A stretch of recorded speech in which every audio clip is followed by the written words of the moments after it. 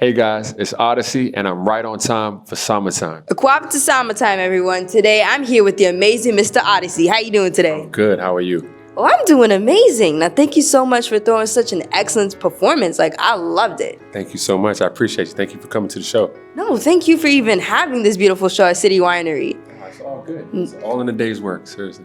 Now, you are a rapper and producer. What inspired you to be those two? I was a fan first. I always say I went from becoming a fan to it becoming my hobby, from a hobby into an obsession, and from an obsession into a career.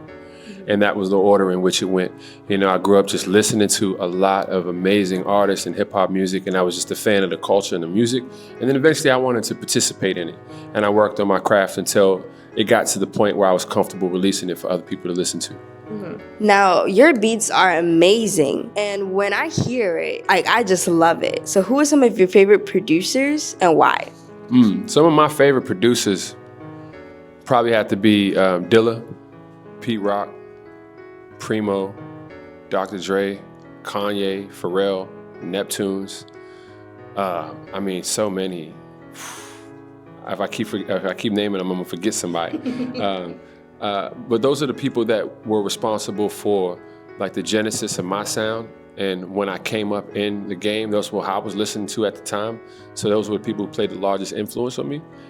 And I gravitated towards a sound of rap that was a mixture of genres such as like jazz, funk, R&B, soul kind of slapped together, and that fusion of all different diaspora music put together. That's the thing that really resonated with me the most. So when music comes in that vein, that's what I connect with the most. What were some of the challenges that you faced in your career and how were you able to overcome them? I think the challenges I faced in my career aren't exclusive to me. I think that's very important to know that they're standard, right? And those standard challenges of it's oversaturated. How do you stand out? How do you translate this into a career that you can make a living off of? You know, how do you acquire more fans, etc.? These are the normal challenges that come with making a career in the creative industry. And those are all the typical challenges that I experienced. I overcame them by, one, being talented, and then after talent, you have to have a mind for business. You have to have a heart for sacrifice and a mind for business. A lot of sleepless nights, a lot of sacrifice and dedication. There's plenty of tours I went on where I just broke even and didn't make money, but I went just to connect with an audience and make a fan base. You know, there were plenty of tracks that I produced for artists that I didn't ask for money for, but I just wanted to get my name out. So a lot of sacrifice, for sure. Well, that's a very smart decision to make, because then with the fan base that you have, you're able to build up your brand, and then soon you're going to be getting paid for it. That's what happened eventually. Yeah. So that's pretty smart. Now, what is one lesson that you wished you learned before you got into your career? One lesson I wish I learned before I got in my career. I would say I learned that I should be selfish when it comes to my goals and my dreams. I should have had a period longer in my life where I put my dreams and my ambitions first as my primary focus, and I didn't sacrifice that for anything else. If I would do anything different, that's what it would be. All right. Yeah. Now, you are Sudanese. I am. Does any of your culture have any impact in your music?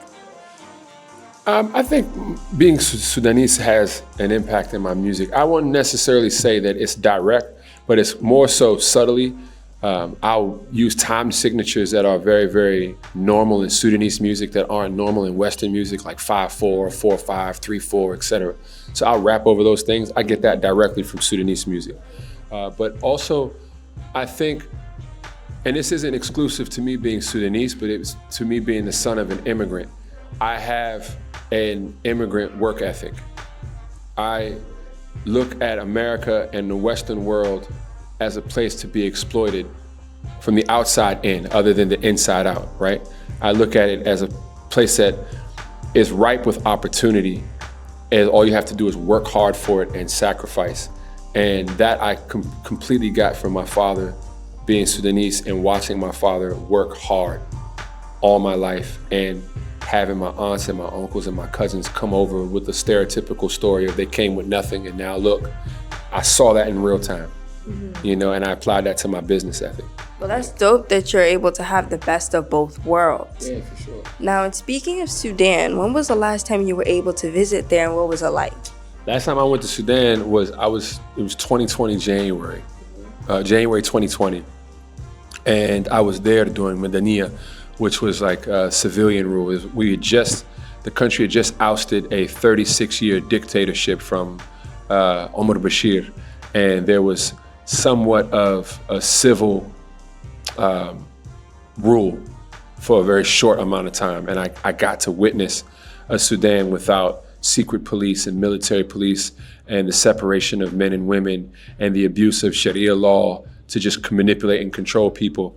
I got to witness a Sudan that my father escaped from in the 70s, you know, and I'd never seen my entire life going back and forth to Sudan since I was 6 years old. And it was beautiful, and it lasted for a very quick moment, and then COVID came, and then after COVID, we were plunged back into another civil war between the military and paramilitary.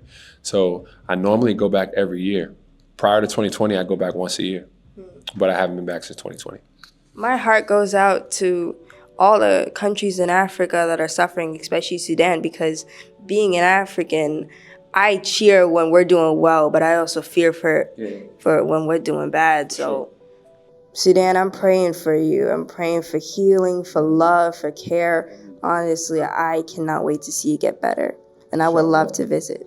I would hope so, inshallah. I hope you come to visit. Yeah, it's an amazing place. All right. Yeah, for sure. What's one of your favorite foods from there? My favorite food from there would have to be getting fish from the River Nile. I love fish. A good flounder from the River Nile. It's a classic African style. We fry it. We put lime on it with a little bit of chili and salt and pepper, and then we just eat that just like that. It's good too. All right. One day I'll have to have that in Sudan. Yeah, for sure, inshallah. Right. Yeah. Have you ever been able to visit Ghana before? No, I have never been to West Africa. All right. I need to visit West Africa. I've been to South Africa, I've been to East, I've been to North. West is on the list. I gotta get out there. Well, yeah. I would love to teach you 2 words just in case you go over there. What's the words? Akwaba, which means welcome. Akwaba. And Madasi, which means thank you. Akwaba and Madasi. Perfect. Okay. All That's right. good. Now there's one more. Etise, which means how are you? Etise. All right. Was my accent good? It was excellent. It was excellent. Now can you teach me 2 words from Sudan? 2 words from Sudan. I'm trying to teach you something that's very Sudanese. Say yazol. Ya. Ya. Zol. Zoli. And say yazola. Yazola.